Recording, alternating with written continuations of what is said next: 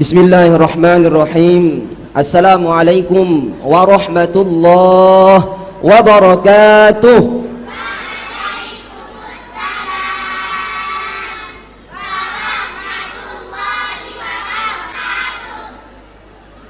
Sekali lagi kepada para hadirin dan hadirat tamu undangan yang dimuliakan Allah, Assalamualaikum warahmatullahi wabarakatuh.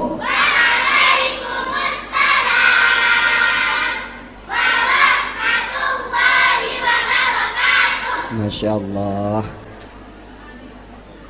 Alhamdulillah, wassalatu wassalamu ala rasulillah Nabiyyina Muhammad ibn Abdillah wa ala alihi wa sahbihi wa mawalah. Ashhadu an la ilaha illallah wahdahu la syarika lah, wa ashhadu anna sayyidana Muhammadan abduhu wa rasuluh alladzi la nabiyya ba'dah. Yang kami muliakan para alim ulama, tokoh agama, para asatiz dan asatidat, yang kami muliakan Bapak Ibu wali santri beserta para khatimat yang dimuliakan Allah Subhanahu wa taala, singkatnya kaum muslimin dan muslimat yang dirahmati Allah Subhanahu wa taala. Alhamdulillahirabbil alamin. Pada hari yang mulia ini, pada tanggal 13 Rabiul Awal yang bertepatan dengan tanggal 10 November 2019, di mana Rabiul Awal ini merupakan hari di mana kita sama-sama sebagai umat Islam yang baru saja kemarin tanggal 12 Rabiul Awal memperingati hari lahirnya Nabi besar kita Muhammad sallallahu alaihi wasallam. Di mana juga pada tanggal 10 November ini sama-sama kita peringati, khusus untuk kita sebagai warga Indonesia, sebagai hari apa? Hari Pahlawan. Masya Allah, ya, anak-anak kita di TPQ Bidayatul Hidayah melaksanakan khataman dan imtihan yang keberapa ini? Yang ke-7, dalam suasana yang sangat luar biasa sekali. Oleh karenanya itu patut kita syukuri dengan senantiasa kita mengucapkan alhamdulillah dan meningkatkan ketakwaan kita kepada Allah Subhanahu wa taala. Kemudian yang kedua kalinya, senantiasa di hari-hari kita setelah kita selesai melaksanakan ibadah salat, setiap pagi dan petang kita melafazkan, kita melantunkan salawat ke baginda Nabi besar kita Muhammad sallallahu alaihi wasallam beserta untuk keluarganya, sahabatnya dan seluruh umatnya ila yaumil qiyamah. Hadirin dan hadirat yang dirahmati Allah Subhanahu wa taala, untuk mengawali sambutan kami dari koordinator cabang metode qiraati cabang DP2 pada pagi hari yang menjelang siang ini, mumpung kita masih berada di bulan Rabiul Awal, di mana tradisi kita adapun juga yang senantiasa kita lakukan di masyarakat Lombok dan Indonesia dan seluruh warga dunia, kita merayakan perayaan Maulid Nabi besar kita Muhammad sallallahu alaihi wasallam. Oleh karena itu, untuk mengawali, kami ingin mengajak Bapak Ibu sekalian untuk sama-sama kita membaca selawat sejenak agar lebih khidmat, lebih khusyuk, lebih memperhatikan acara kita pada pagi hari ini. Saya mengawali. Salatullah salamullah ala taha rasulillah. Salatullah salamullah ala yasin habibillah. Tawassalna bibis insyaallah wa bil hadi rasulillah wa kulli mujahidin lillah bi ahlil badri ya Allah. Masya Allah, alhamdulillah. Tentunya dengan kita senantiasa bersalawat, ada muncul ketenangan dalam hati kita, dan tentunya yang kita harapkan syafaatul uzma dari baginda Nabi besar Muhammad sallallahu alaihi wasallam kelak di yaumil qiyamah. Baiklah, untuk mengawali sambutan kami, tadi sudah diawali. Yang kedua kalinya kami ingin sedikit menyampaikan mengenai metode qiraati sendiri. Yang pertama, metode qiraati merupakan metode yang disusun oleh Kiai Haji Dahlan Salim Zarkashi rahimallahu taala. Beliau lahir pada tanggal 28 Agustus tahun 1928 Masehi dan beliau meninggal pada tanggal 20 Januari 2001 tepat di usia 73 tahun. Beliau merupakan adalah sosok yang sangat luar biasa, khususnya di kalangan kami sebagai orang qiraati, karena beliau merupakan bapak Al-Quran. Bagaimana kerisauan beliau, bagaimana kekhawatiran beliau. Beliau ini adalah seorang pedagang, ya. Selama beliau berdagang, berkeliling berdagang, ketika istirahat di musalla dan lain sebagainya, di masjid, di pasar dan lain sebagainya, ketika melihat bacaan anak-anak, ketika melihat bacaan orang dewasa pun, masih banyak di antara mereka yang belum membaca Al-Quran dengan baik dan benar. Sehingga timbullah dalam hati beliau kerisauan, ya, untuk membuat sebuah metode yang dimana metode itu bisa membuat seseorang, khususnya anak-anak, bisa membaca Al-Quran dengan baik dan benar, efisien dan praktis. Oleh karena itu, metode qiraati ini mulai ada sejak tahun 1963 oleh penyusunnya Ki Haji Dahlan Salim Zarkashi di Semarang dengan TPQ Rodotul Mujawwidin. Oleh karena itu, dalam kesempatan yang mulia ini, alhamdulillah, tadi kita sudah sama-sama menyimak, sama-sama mendengar bagaimana bacaan anak-anak kita. Alhamdulillah, anak-anak kita sudah membaca Al-Quran dengan baik dan benar. Dalam kesempatan yang mulia ini, kami mohon keikhlasan dan keridhaan daripada Bapak dan Ibu tamu undangan untuk sama-sama kita membacakan suratul Fatihah untuk Kiai Haji Dahlan Salim Zarkashi. Bisiril Fatihah. Bismillahirrahmanirrahim. Alhamdulillahirabbil alamin. Arrahmanirrahim. Maliki yaumiddin. Iyyaka na'budu wa iyyaka nasta'in. Ihdinas siratal mustaqim. Siratal ladzina an'amta 'alaihim ghairil maghdubi 'alaihim waladdallin. Kiai Haji Dahlan Salim Zarkashi memiliki pesan-pesan, baik itu untuk guru-guru ngaji maupun kepada anak-anak kita yang telah melaksanakan khataman Al-Quran. Bagi guru ngaji, pesan ataupun wasiat beliau agar kita senantiasa sabar dan ikhlas, ya. Tentunya dalam dunia pendidikan, dalam kita mendidik anak-anak usia dini, dibutuhkan kesabaran dan keikhlasan guna tercapainya hasil yang baik, sehingga anak-anak kita bisa membaca Al-Quran dengan baik dan benar. Kemudian guru ngaji itu harus senantiasa tadarus Al-Quran, ya. Setiap hari minimal 1 juz. Dalam setiap harinya guru ngaji harus membaca Al-Quran. Kemudian yang berikutnya wasiat beliau adalah guru ngaji harus senantiasa tahajud, ya. Di dalam tahajudnya guru ngaji itu mendoakan anak-anaknya, sehingga pada akhirnya nanti diharapkan anak-anak kita bisa khatam di usia dini. Wabil khusus kepada anak-anak kita yang khotaman pada pagi hari ini, terdapat 3 pesan yang disampaikan oleh beliau kepada anak-anak kita. Pada anak-anakku, assalamualaikum. Ya, anak-anak perhatikan, masih sadar? Masya Allah. Ya, sudah kelelahan hari kemarin latihannya. Yang pertama, mungkin ini tidak hanya untuk anak-anak, untuk kita juga sebagai orang tua, untuk kita juga sebagai para tamu undangan. Pesan beliau yang pertama, jadinya setelah anak-anak ini melaksanakan khataman Al-Quran, biasanya kalau di kampung-kampung ataupun di desa-desa, istilah kita di Lombok dikenal dengan istilah namatan, ya, dengan istilah namatan. Bahkan kalau di pendidikan dinamakan wisuda. Jadinya selesai wisuda ya sudah, ya, tidak akan diulangi lagi dari awal, bahkan melanjutkan ke tahapan yang lebih tinggi yaitu S2 maupun S3.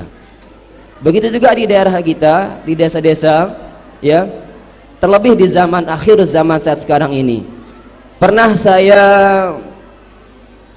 mengevaluasi bacaan anak-anak Al-Qur'an anak-anak SMP ataupun SMA. Ketika kami minta anak itu untuk membaca Al-Qur'an, ketika sudah disediakan Al-Qur'an, sama sekali tidak bisa membaca. Anak SMP, anak SMA, dan itu rata-rata. Ya.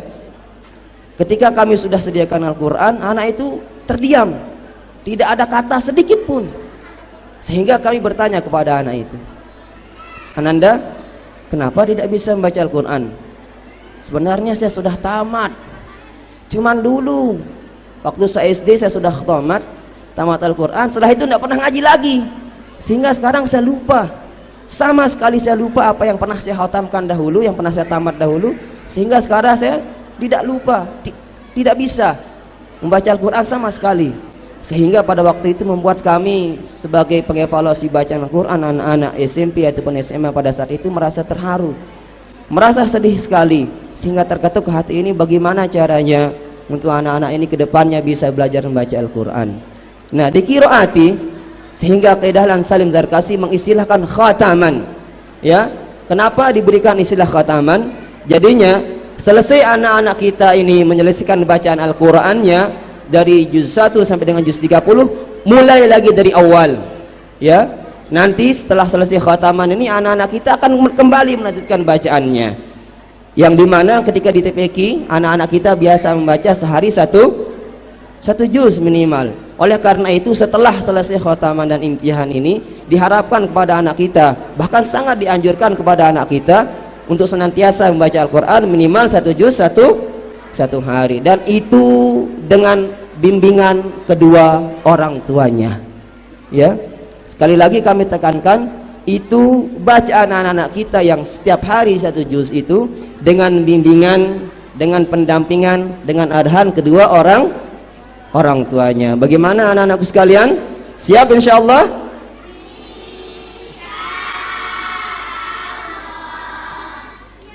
Ustaz mau bertanya, kemarin ketika imtaz kan anak-anak sudah menghatamkan Al-Quran beberapa kali, ada yang 3 kali, 4 kali, bahkan 5 kali. Ustaz mau nanya, ada yang sudah khatam 10 kali? Masya Allah, banyak yang 10 kali. Yang 15 kali? Ada? Yang 14? Ada yang 14 kali khatam? 13? Ada? Coba berdiri. Yang 13? Ada? Masya Allah. Nomor berapa itu? Nomor 20? Nomor 33? Berapa orang? Coba pendamping bisa dikasihkan mic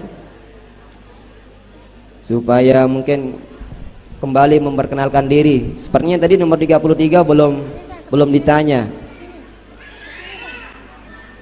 Silahkan ke arah mic kepada Ananda.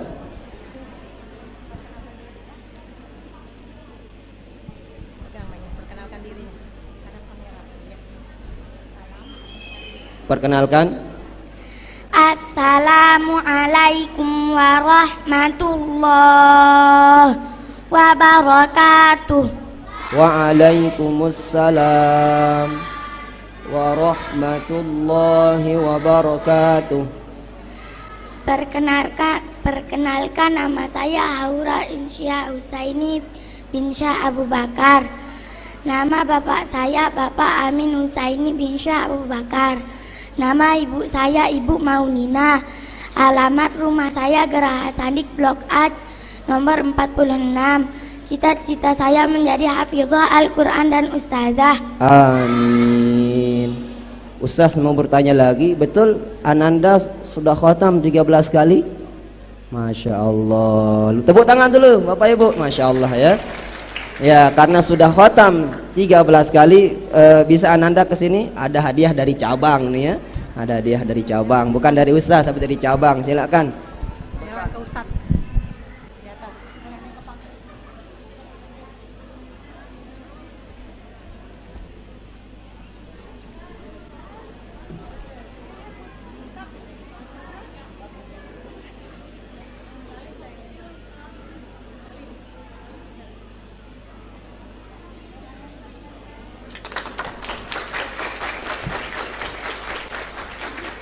Kepada Ananda, jangan dilihat nominalnya ya, tapi lihat warnanya. Masya Allah ya, Masya Allah. Jadinya Masya Allah anak-anak kita, selama dia belajar Al-Quran, kalau tidak salah dari jilid Al-Quran itu sudah diwajibkan khotam ya. Jadinya syarat anak-anak itu harus tes, harus khotam 1 kali ya. Sehingga tapi Masya Allah ada anak-anak kita yang sampai 13 kali. Bahkan kemarin di TPQ Nurul Quran Keru ada yang khotam sebanyak 30 kali. Masya Allah itu ya. Sampai Masya Allah pada waktu itu kepala desanya ya, Masya Allah itu memberikan apresiasi kepada anak kita karena sudah khotam 30 kali. Oleh karena itu ini sebagai contoh kepada kita semua, sebagai pelajaran ya, agar kita senantiasa bisa membaca Al-Quran ya. Kalau kita tidak mampu 1 juz, mungkin setengah juz, 1 lembar, sesuai kemampuan masing-masing. Karena Allah Subhanahu wa taala menyabdakan dari Rasulnya, Iqra'ul Qur'an innahu ya'ti yaumal qiyamah syafi'an li ashabi. Bacalah Al-Qur'an karena kelak Al-Qur'an itu di yaumil qiyamah akan datang memberi syafaat bagi siapa yang membacanya. Khairukum man ta'allamal Qur'ana wa 'allamah. Sebaik-baik di antara kalian ya, bukan yang banyak hartanya, bukan yang banyak kedudukannya ya, bukan dilihat dari jabatan sosialnya, akan tetapi man ta'allamal Qur'ana wa 'allamah, yang membelajar Al-Qur'an dan yang mengajarkannya. Oleh karena itu nilai khairiyah yang Allah berikan kepada orang yang belajar dan mengajarkan Al-Qur'an itu sangat tinggi nilainya. Ya, dan setiap huruf di Al-Qur'an itu mendatangkan berapa kebaikan? 10 kebaikan, 10 hasanah. Tidak dikatakan alif lam mim itu 1 huruf, tapi alif itu 1 huruf, lam itu 1 huruf, mim itu 1 huruf. Sehingga berapa kebaikan? 30 kebaikan. Kalau dia baca 1 juz 1 hari, berapa kebaikan yang anak-anak kita dapatkan, dan terlebih kepada orang tuanya, mengalir pahala kepada orang tuanya. Berikutnya yang kedua yang ingin kami sampaikan, pesan dari Kiai Haji Dahlan Salim Zarkashi kepada anak-anak kita yang sudah khatam, untuk meningkatkan rasa bakti kepada kedua orang tuanya. Kenapa beliau mengingatkan, memerintahkan kepada anak-anak untuk meningkatkan rasa bakti kepada orang tuanya? Karena mengacu kepada sunnah Nabi kita, Nabi Muhammad sallallahu alaihi wasallam, sebagaimana sabda Rasulullah sallallahu alaihi wasallam yang diwariatkan oleh Abdullah bin Umar, an Abdullah bin Umar radhiyallahu anhuma, qala Rasulullah sallallahu alaihi wasallam, ridallah fi ridal walidain wa sukhtullah fi sukhtil walidain. Ridhonya Allah itu terdapat di ridhonya orang tua, dan murkanya Allah itu terdapat pada murkanya orang tua. Oleh karena itu anak-anakku sekalian yang masih memiliki kedua orang tua, dan kita juga sebagai para tamu undangan yang masih memiliki orang tua kita, terlebih bagi orang tua yang kita yang sudah tua ya, tentunya rasa khidmat kita, rasa kasih sayang kita semakin tinggi kepada orang tua kita, karena orang tua kita merupakan surganya kita. Karena doanya orang tua kita tidak ada hijab seperti doanya para nabi. Oleh karena itu mari kepada anakku sekalian, kita berbakti kepada kedua orang tua. Setiap hari kita harus doakan kepada orang tua. Apa doa untuk anak-anakku sekalian? Coba bacakan Ustaz doa untuk kedua orang tua dan artinya. Allah wali wa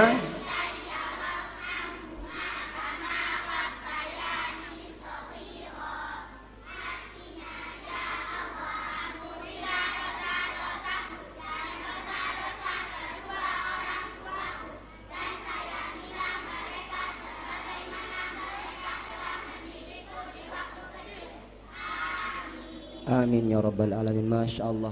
Oleh karena itu kepada anak-anakku sekalian dan kita para tamu undangan yang masih diberikan oleh Allah Subhanahu wa taala kesempatan untuk berbakti kepada orang tua, silahkan untuk kita berbakti kepada kedua orang tua kita ya. Karena dengan orang tua lah itu keberkahan hidup akan kita dapatkan, kemudahan hidup akan kita dapatkan, hajat-hajat kita akan dimudahkan oleh Allah Subhanahu wa taala. Kenapa? Karena Allah ridha, disebabkan ridhonya kedua orang tua kita. Kemudian yang ketiga yang ingin kami sampaikan kepada anak-anakku sekalian, pesan dari Ki Dahlan Salim Zarkashi adalah, jadinya setelah anak-anak ini melaksanakan khotamah dan imtihan, ada program lanjutan yang harus diikuti oleh anak-anak kita sekalian, yakni yang dikenal dengan program PTPT dengan kepanjangan Pasca TPG program tahfidz. Jadinya Ki Haji Dahlan Salim Zarkashi tidak hanya menekankan tahsin kepada anak-anak kita, bacaan yang baik dan benar, namun juga ingin memiliki kepada anak-anak kita bacaan Al-Qur'annya bisa dihafal sebanyak 30 juz. Oleh karena itu benar betul bahwasanya Ki Haji Dahlan Salim Zarkashi sejak tahun 1963 memperhatikan bagaimana anak-anak usia dini itu bisa baik bacaannya dan bisa menghafal Al-Quran sebanyak 30 juz. Oleh karena itu semuanya ini, ya, pesan dari Ki Dahlan Salim Zarkashi ini tidak bisa terlaksana tanpa arahan, tanpa bantuan, tanpa bimbingan, khususnya pada kedua orang tua. Oleh karena itu kepada Bapak Ibu wali santri, sebagai orang tua daripada anak-anakku sekalian, setelah acara khotamah dan imtihan ini, bagaimana kita senantiasa meningkatkan perhatian kita kepada anak kita, menyimak anak-anak kita, agar harapan, cita-cita dari anak-anak kita yang menjadi hafiz Al-Quran, hafizah dan alim ataupun alimah bisa tercapai berkat doa dan bantuan ibu bapak sekalian. Mungkin itu saja yang dapat kami sampaikan dari koordinator cabang. Kurang lebihnya mohon maaf, yang benar itu berasal dari Allah Subhanahu wa taala, sedangkan segala kesalahan berasal dari kelemahan dari hamba yang sangat lemah ini. Sekian dari kami. Wassalamualaikum warahmatullahi wabarakatuh.